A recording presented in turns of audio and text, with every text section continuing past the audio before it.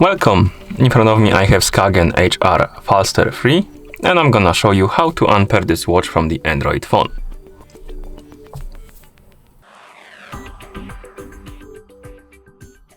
First we need to open the Wear OS application on the phone that is paired with our watch.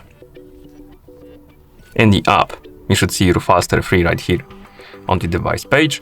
Now scroll down, tap on the advanced settings and here find the Unpair watch button, tap on it, tap on Unpair watch and wait. The watch will disappear from the app. It will reset itself to the factory default settings. We can close the app now. Open the Bluetooth settings on our phone. So let's tap on settings and connected devices, Bluetooth pairing. And here check if we have the Falster 3 on the list of devices. As you can see on my phone, it's not here, but if it was on yours, tap on the Falster 3. Then tap on forget and confirm to remove it from your phone. And at this point the watch is unpaired from our phone. Thank you for watching. If you found this video helpful, please consider subscribing to our channel and leaving a like on the video.